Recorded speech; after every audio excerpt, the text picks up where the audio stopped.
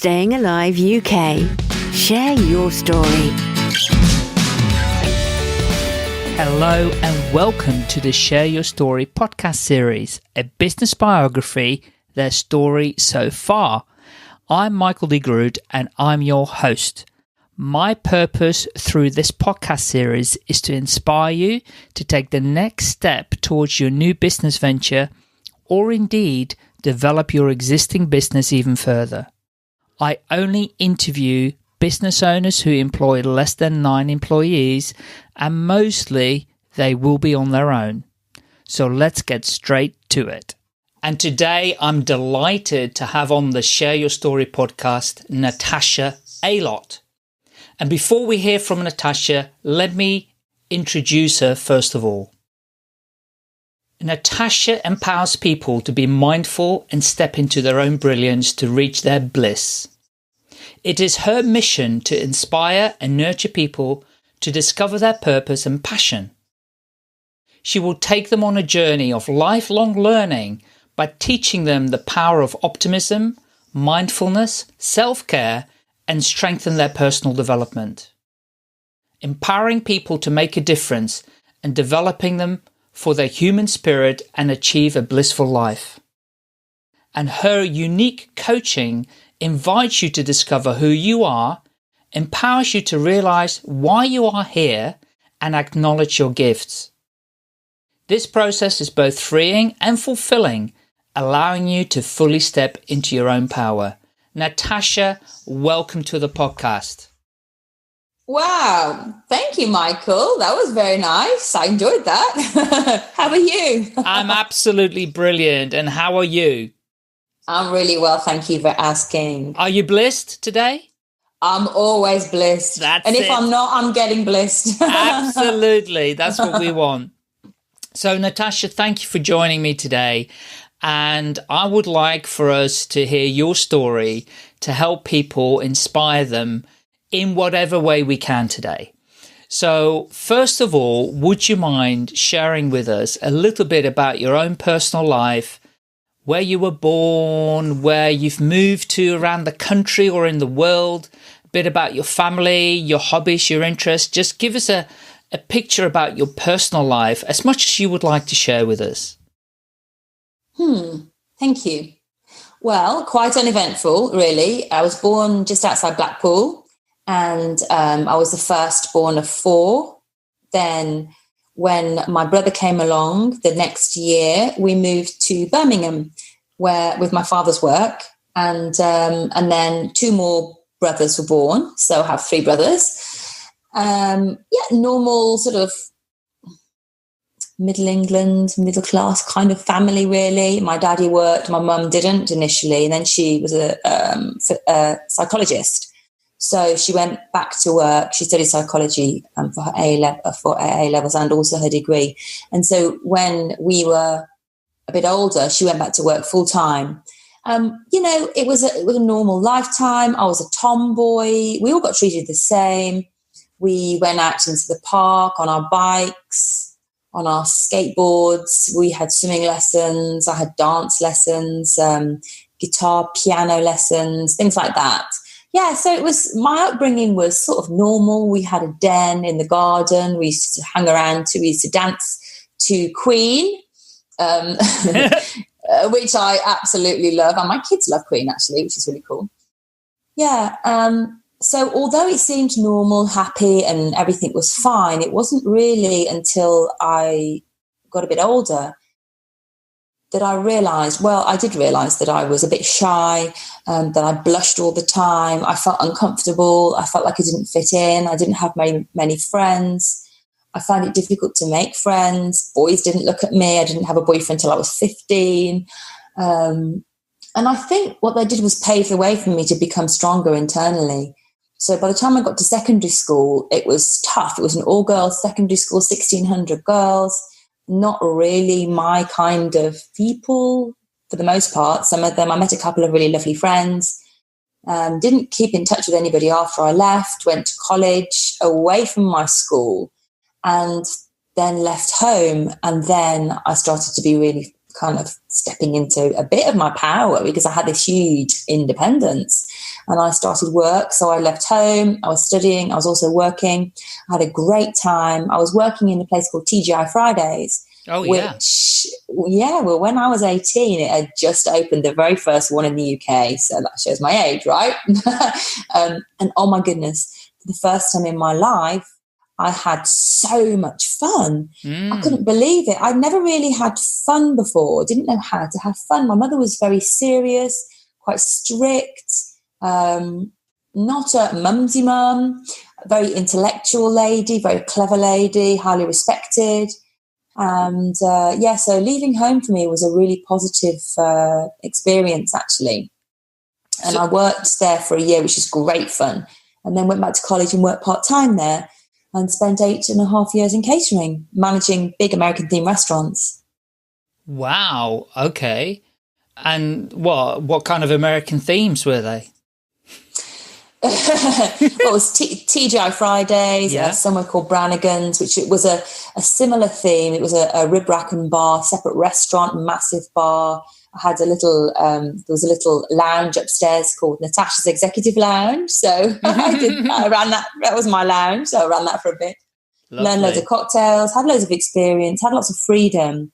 Because I'm very energetic, I'm very enthusiastic, I'm a very passionate person, and I love people. So really, it was a super fit, for my younger years. A really super fit, great experience.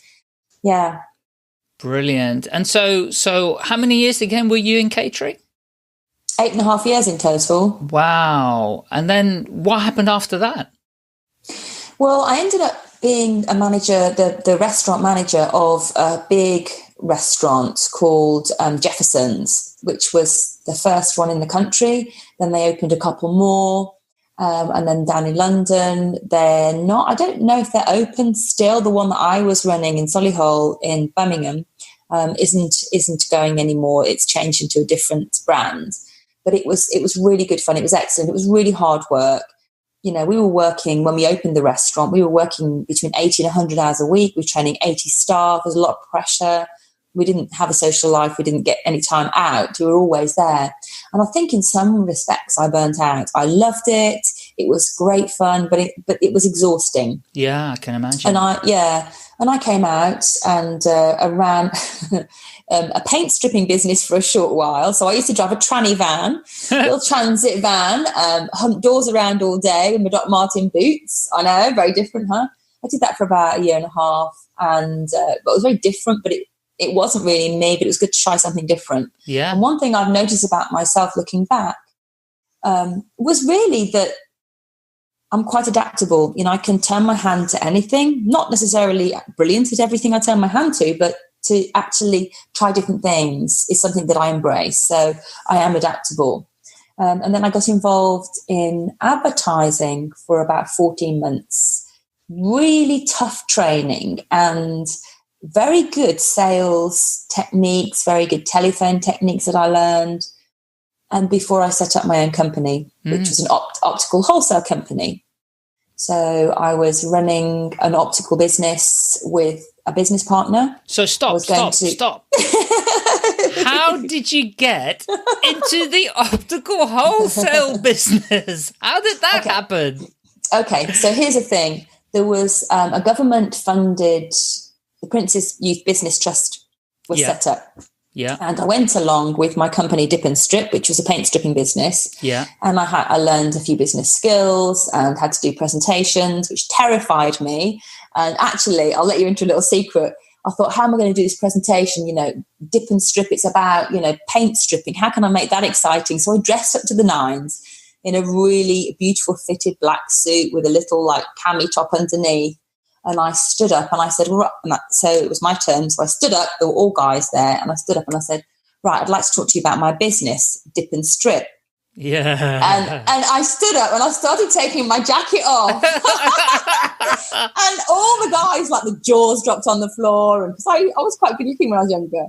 And the guy who was presenting it, which was an ex-bank manager, just kind of looked at me in horror.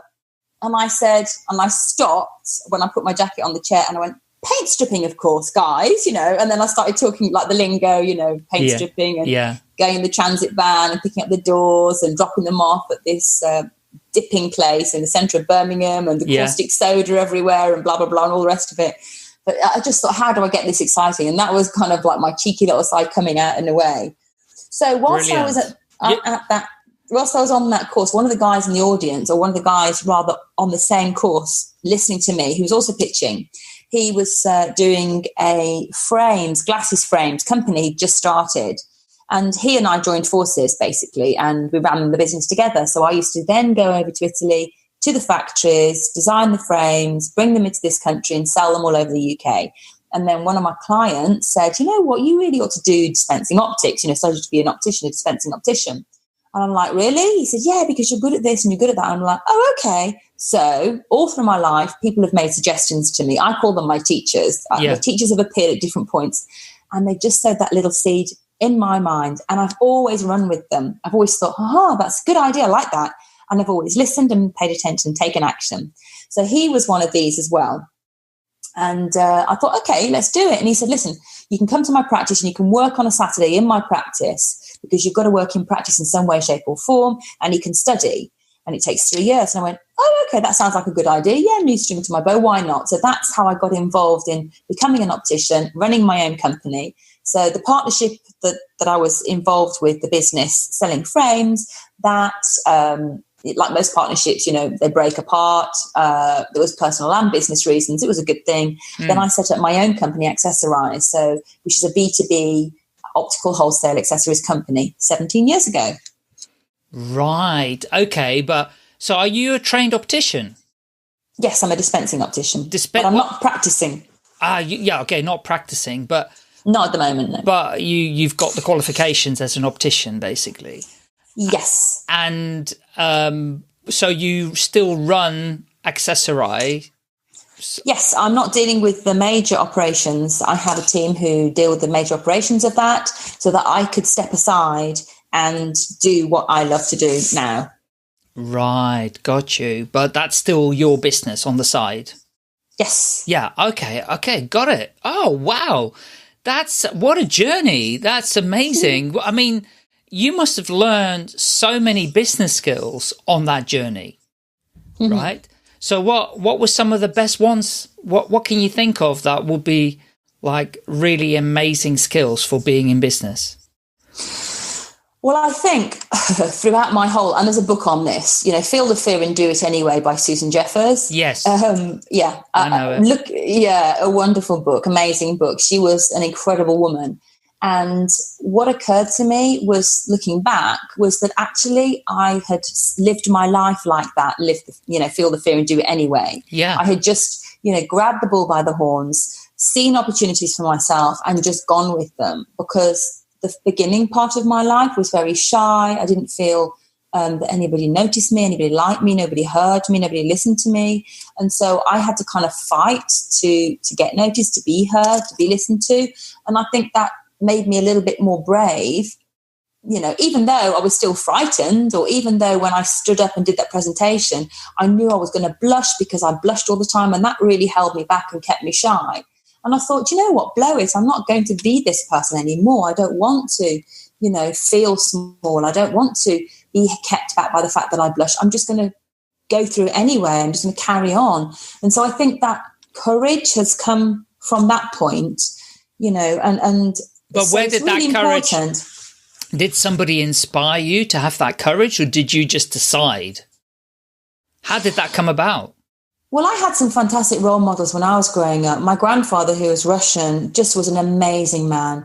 He was my hero. He was such a beautiful person and such an incredibly clever man and a hardworking man. He came to this country when he was when he was a very, very young child with his family, and had to escape. And, he learned the Queen's English. He spoke 7 languages. He worked so hard, contributed to the economy here, dressed like an English gentleman, only bought British things, saved up all his money to buy his first house, never had a mortgage, was in engineering and then translating all over the world. He was just an incredible, wonderful man. And I really, really admired and respected him. So he was one of my strong role models. Right.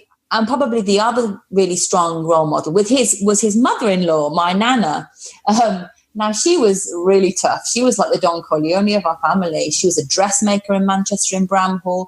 She made beautiful dresses, beautiful outfits. She was strong, a bit of a social climber, wanted to better her life. So those are the strong elements in my family that influenced me, and I just absolutely adored and looked up to, admired, and was like, wow, in awe of. And then I had other people in my family, like her sister, my Auntie Dolly, who was just peaceful and calm and gentle and unassuming and, not ambitious at all, who tragically fell in love with this beautiful young man who went to war and was killed. And she never got over it. And she never, ever had a relationship in her whole life after that. So, and my grandma, who was my father's mother, who's just a gorgeous soul, loved everybody, accepted everybody, always saw the best in people, never complained, had quite hardship in her relationship, in her marriage throughout her life, but was just the most gorgeous and beautiful and accepting woman. So I had some really amazing, relatives around me, although I didn't see them hugely often because they lived all over the place, but people who influenced me and had an impact on my life. Yeah, so I suppose in the back of my mind when my nana died and when my grandfather died was always this, I had to keep it going. I needed to be strong for them. I wanted to make them proud of me. I think there was that going on in the background. Oh, that's just amazing that you've got those role models to have inspired you. More importantly, allowed you to then step into your own power at a point that you most needed it. I love it. I love that story and how totally empowering that is. So if we talk about your last business, and we're going to come up to your current business as well, but your 17-year opticians business. Share with us some of the challenges that you had in running that business. What were some of the challenges, or were there any? Maybe there weren't any. Yeah, at first there weren't really any challenges at all. Well, I guess there were in a way. I was working full time for an optical company, and I'd set up my optical accessories company. So I had remote workers, cold calling, and they were moms, they were young moms who were kind of at home, and they were really hardworking. They did a great job. So literally my life was, I worked full time. They were working on the business. They would send me all of the orders that came through. I would come home from work. I would process them. I lived on my own. I'd process them at night, raised all the invoices, they packaged all the stuff and sent it out. And then I did all of the bookkeeping and that kind of thing. So my life was 24/7. It was like, again, it's always been workaholic, no social life, Yeah. For me for the longest time. And it felt like an uphill battle. My mother is beautiful and, real intellectual and actually quite masculine in the way she behaves and the way she sees the world. So I think I followed that. So for me, it was push. Stepping into the feminine has been a challenge for me. So with my business, initially it was brilliant. And then when I moved from one area to another, the girls that I employed could no longer, fulfill that role as such. So I had different staff and it didn't work quite so well. And then I moved again and consolidated the two and had plenty of space in the property that I bought for an office and a warehouse and everything else. That's why I chose the place. Then I had actual staff that came in and I had 5 staff. They were fantastic, worked really hard. And I was actually very, very blessed because at the same time I was pregnant and then my first son was born. And then 2 years later, my daughter was born and I had absolutely incredible staff. I hadn't realized how brilliant these staff were. I mean, I appreciated them, I valued them. And I was like, wow, because 2 of them left within 4 weeks of one another, a week after my daughter was born. So it was really like, wow. And by this time we'd moved offices, we had big offices. And that was a real shock to my system. And ever since then, I think the challenges have been employing people. One of the tough lessons I've learned about myself is that, I might be a director, but I'm not a very good man manager because I realized that one of the things that I don't need is constant reassurance. One of the things that I don't need is constant encouragement because I'm quite self-motivated and I just get on with it and I'm quite low maintenance. And yet that doesn't mean to say that everybody else is the same. And so when other people came along, it was dealing with them. Yes, I'm a good communicator. Yes, I'm good at developing people. At the same time, when those people aren't ready to be developed, it feels like I'm pushing them and they don't want to be pushed. Sure. And then I was frustrated because I was thinking I'm not very good at developing these people. So it was like a two-edged sword, really. I thought that what my skills were, that I wasn't good at those skills. And so that was probably one of the biggest challenges. And juggling everything, really. Learned lots of different things, went on loads of different courses. And, really enjoyed talking to people. Yeah. So what were some of the highlights of being in your, running your own business? What were some of the... I suppose I didn't really step into my fun part and happy side of myself until much later in life, really only in the last, you'll laugh at this, but really only in the last decade. And so I didn't sort of see anything as fun. It was just, again, I was pushing. Yeah. And there wasn't so much of, looking around and saying this is great. Yes, it was lovely to be able to have my son, with me until he went to nursery. But that was short-lived. But then I was working at the same time. So it wasn't like I took time off. I didn't have maternity leave. I just had my child, had maybe a week or two off and then straight back to work. And do you know what I mean? Yeah, sure. So I don't know. I think for me it was a little bit of a struggle this time round. Now I do things completely differently because I've learned, even though it's taken me a long time. Sure. Okay, so let's get on to Get Blissed then. Tell us about that. I'd love to hear how that came about and how that got started. Wow. Right. About 11 years ago, I hit a wall. So I was physically not very well. I went to the doctors. He said, you've got arthritis. It'd be great if you lived in a hot country. And I found out it was just stress. And I was like, oh my goodness. Well, firstly, I'm not taking any medication. That was, absolutely decided. And secondly, I thought, this is crazy. So I'm suffering from stress and I've been having headaches 24/7 for about 6 months, and I thought something was seriously wrong. And my body is behaving like somebody of a much older person. And I really wasn't ready for that to happen. So I just decided to take it upon myself to do alternative research. I looked at alternative therapies. I went to cranial sacral therapy, reflexology, kinesiology, swimming. I started swimming again. I started exercising again. I started reading lots of books about how to cure my body and read books on how to, cure arthritis without any drugs, all through diet. And I understood that there was this allergy that I had, but everybody who suffers from like arthritis and rheumatism, they have an allergy to certain foods. So I examined all of these things and did stacks of research and read loads of things, downloaded things and bought books and everything. Changed my diet entirely. And then I had my bloods done, I think about 5 years after that, 4 or 5 years after that, and got the complete all clear from the doctor. Wow. He said, you are, well, he actually said, because he lived in a little village called Alvechurch, and he said, you are the healthiest woman in Alvechurch. There's absolutely nothing wrong with you. I'm like, yes, thank you so much. Fabulous. It proved to me beyond a shadow of a doubt that everything that I was eating and drinking, the exercise I was taking, the way I was treating myself and the thoughts I was thinking had made an impact on my physical health. So I'd connected the dots between the mental and the physical, which people don't do, and I say to people in my workshops, do you know what, guys, would you put orange juice in your car? And they say, duh, no. I say, so then, why do you fill your body full of cigarettes, drugs, pharmaceutical medicines, alcohol, processed food, sugars, all these things, all these nasty things, and expect it to work 100%? Because here's the truth. Your organs in your body work relentlessly for you 24/7. They never stop.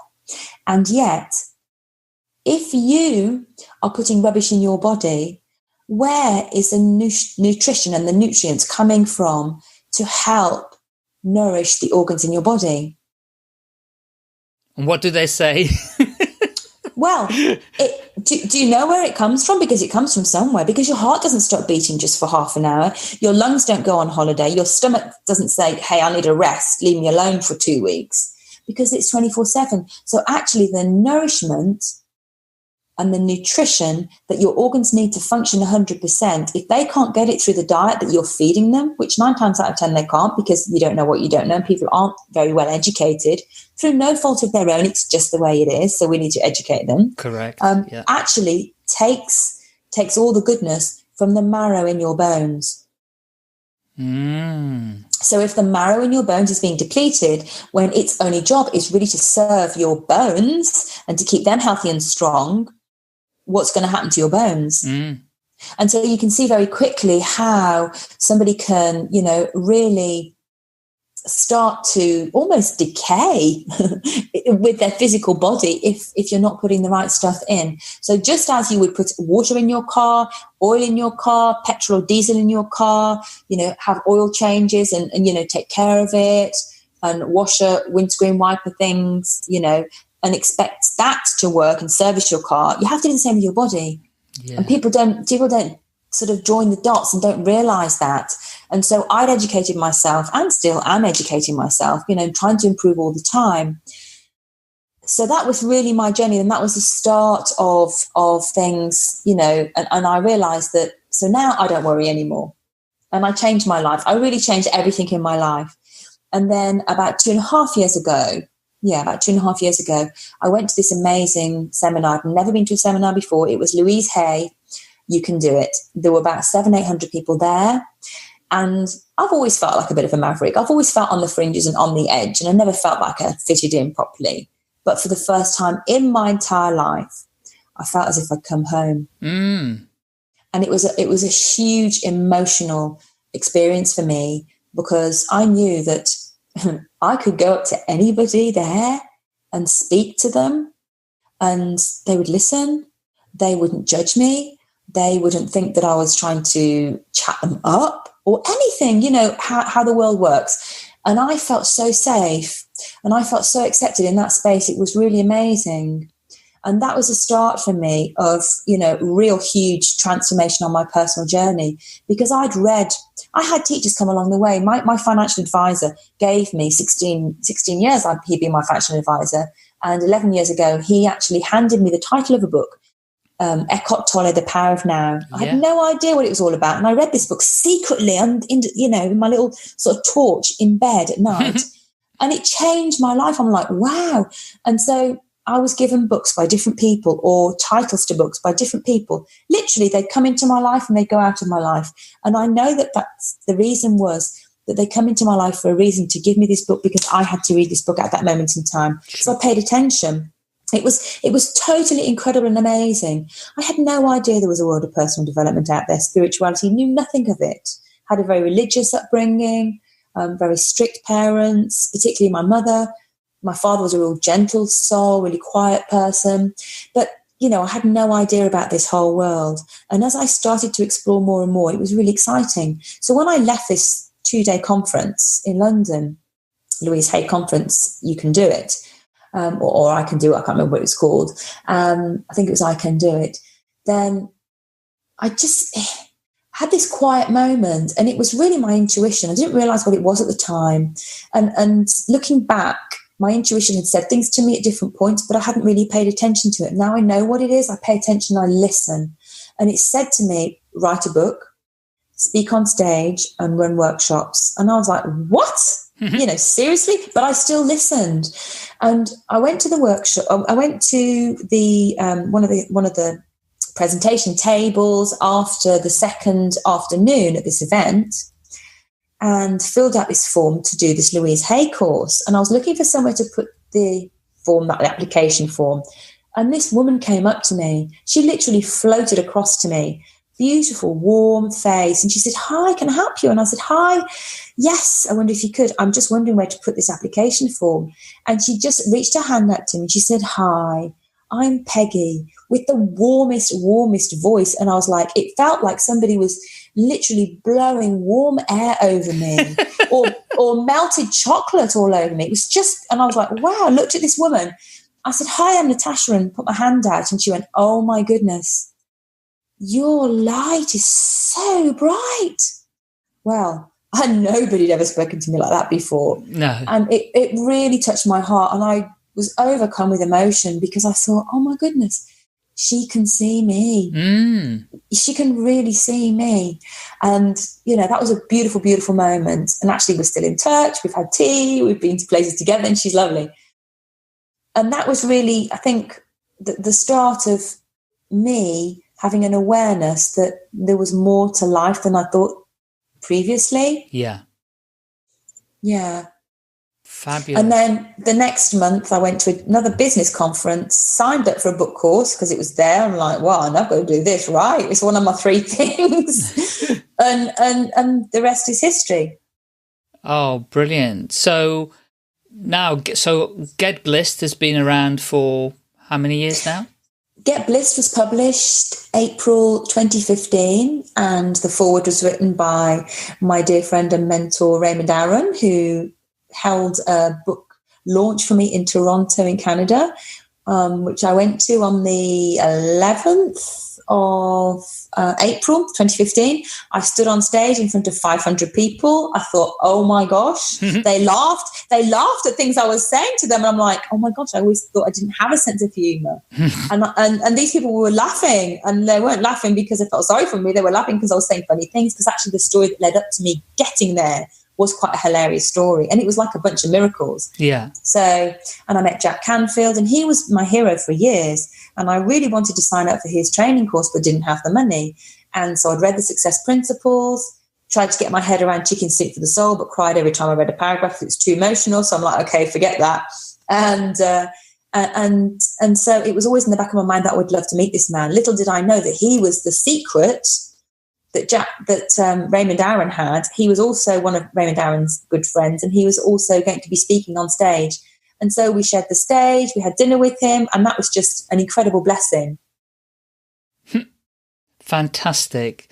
So with your business today, you've got a book, you go out speaking at events, and you help people and you coach people how to get blissed. Is that right? Yes. Brilliant. And what are some of the transformations that you're seeing in people, Natasha? Well, it's the most beautiful, incredible, honoured journey, really, to be able to be part of people's transformations. It's incredible watching them. I am the Liberate Yourself coach, quite simply, because that's what I do. I help people liberate themselves from their limiting beliefs, the programming, the conditioning, the upbringing that perhaps hasn't served us, and our parents. I'm not dissing anybody, because our parents do the very best that they can with what they know at the time, but there's so much that they don't know. Absolutely. And, we are not taught, for instance, relationships. Relationships are a real big thing for me. And, what they've been one of my biggest lessons through my life. And so I help people with their relationships, first of all, with themselves, to really learn to accept who they are, to love themselves, and to not want to change everything about who they are. You look this way for a reason. You sound this way for a reason. You can't say, oh, do you know what? God, you got it all wrong. Or universe or creator, you got it all wrong. I shouldn't look like this. I should look like this. I need to change that. I need to change this. No, because that's like having a civil war. If you're not happy with who you are and you're changing it, how can you ever be happy, deeply happy? How can you ever just sit quietly on your own and chuckle to yourself because you're really, happy, deep down happy? And so that's been one of my biggest lessons.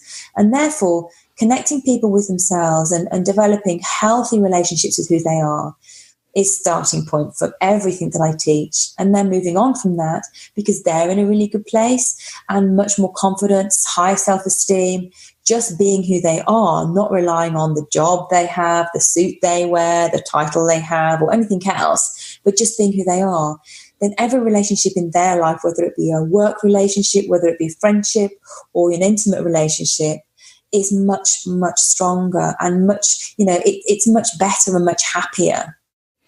I love it. And in fact, we're talking about business, and I always say the only job we have is to work on ourselves. And yeah, and for sure. there is no other job. But how does the two, so what you're talking about in terms of people's thoughts about themselves, how does that serve them when they are in business, right? Or running their own business, or thinking about starting their own business? How could this serve them better? Well, a lot of people live in fear. Yeah, they're fearful of failure. They're fearful of success. They're fearful of what other people will think of them, how they'll judge them. They're fearful of what their peers will think, their parents will think, society thinks. And so they fit themselves, they contort themselves, we all do it, into this square peg, but they're not that. You try to be a square peg in a round hole and you don't fit, and you're contorting yourselves and you become something you're not. You metamorphosize into something that you are not. And yet when you start to have an awareness and notice things around you that aren't serving you, you notice things that are going wrong, you notice things that aren't right, and then you start questioning them and challenging them, and then you can change them. So for instance, once you learn who you are and what you're doing here on this earth, spiritual being, having a human existence on this earth, to learn your lessons, to have adventures, to have challenges, to, experience life, to learn, evolve and grow and contribute and connect, etc., etc., etc., then you feel like you have more right to be here. And then once you discover what's unique and special about you that's different to everybody else, what your natural gifts and talents are, you can start honing in on those. And actually, just the experience of going to school is totally overwhelming, because you're either an academic or you're not an academic. I was not an academic. My mother was a straight A student. My daughter is a straight A student. My son is not. We're all different. We all come in different shapes and sizes because we're meant to. How boring would it be if we all looked the same? And yet what we're doing is we're comparing ourselves to other people when there's nothing to compare, because that's like comparing oranges and bananas, and they're totally different. And also, we're not embracing our unique gifts and talents, and we're not saying, do you know what? I am this height, I am this shape and this size, I have this voice, I have these skills and talents for a really good reason. And yet at the same time, I really respect and admire your gifts and talents because they're completely different from mine, which means you can't make a cake with one ingredient. So, I'm the egg, you're the flour, you're the sugar, you're the salt, you're something else, you're something else. So by having all the most beautiful, amazing, best quality ingredients and putting them together, we can create the most incredible things. Absolutely. Absolutely. Well, I really love that. And I could talk about this subject for hours. I think the human mind and body and the connection and our thoughts and what we believe is such a huge and fascinating subject. And every day I'm learning more and more and more. So unfortunately, we're going to close it down a bit. And my last question for you, Natasha, is if there was one bit of advice you would give aspiring business owners, what advice would that be? And it can be as strange as you would like. So, and I know you might have some wacky ideas or suggestions, and it doesn't matter. What advice would you give people that are listening to that podcast and thinking about, this job that they're in, but ideally they really want to start doing, going on their own, starting their own business? How can they overcome this fear? There isn't really one thing, Michael, because do you know what? When you want to start out, and here's the thing, when you want to start out, firstly, know yourself, get to know yourself. Personal development is so, so important because you're building the inner resistance. You're building the house that has deep foundations that's going to withstand the storms of time, of business, of relationships, of whatever, so that you can stand strong. So that's definitely the first thing. Second thing is get really, really clear about what your gifts and talents are and how you can use them in the world. And the third one, and I'm sorry, I know you said one, but there are three. And the third one is connect with other people who also have the same vision as you or a similar vision, who will complement you and who, inspire you as well, and collaborate with other people, because you can't, no man is an island. We are not designed to do things on our own. And having worked on my own for 17 years, it's very lonely. It's very lonely, and you need to be able to have people to hold you accountable, challenge you, applaud you, champion you, question you, and compliment you in terms of your skills, so that together you're building a really strong team. Love it. Love it. I didn't mind you sharing 3 ideas at all. No, that is absolutely perfect and a lovely end to our podcast. But before we go, can you share where they can get in touch with you, how they can connect with you? What's your website, your Twitter, Facebook, LinkedIn? How can people find you? Oh, thank you, Michael. Yes, if you want to connect with me, then I would love to hear from you. I would love to work with you. I would love to be able to inspire, empower, and educate you, because then you can be the best version of yourself. And you can find me on Facebook, Natasha Aylott, that's my personal page. Get Blissed is my business page. Feel free to connect on both. And my website is www.getblissed.co.uk. It is in the process of being redone, but the existing page and website is running. I'm also on LinkedIn, Natasha Aylott, and I have a YouTube channel, Natasha Aylott, which I do post videos from time to time to help inspire you. They're free, so feel free to listen to them. I do Facebook Live, so, tap into those and, take golden nuggets out. Leave the stuff that doesn't apply to you. Take those golden nuggets, make notes for yourself, and whatever applies to you and resonates with you, make those shifts, take those changes, create new daily habits for yourself to keep yourself on point, to keep yourself accountable, and always, always, always have a positive outlook, because your thoughts create your reality and create your future. So be very mindful of your thoughts and also your words and also what you read, who you hang around with, and what you listen to. Thank you, Michael. Natasha, that's brilliant. I will also include all the details, should be in the show notes. So go and check those out and find Natasha, connect with her, and start learning and growing and get yourself ready for starting your own business. And if you are already in business, still start connecting with Natasha and grow your business even further with those tools and techniques and the coaching. So Natasha, thank you so much for your time. I've really enjoyed listening to you. Thank you for sharing all those golden nuggets that you've shared with us today. And we'll see you next time. Thank you so much, Michael. Thanks, everybody. Bye-bye. Have a great weekend. Bye. Staying Alive UK. Share your story.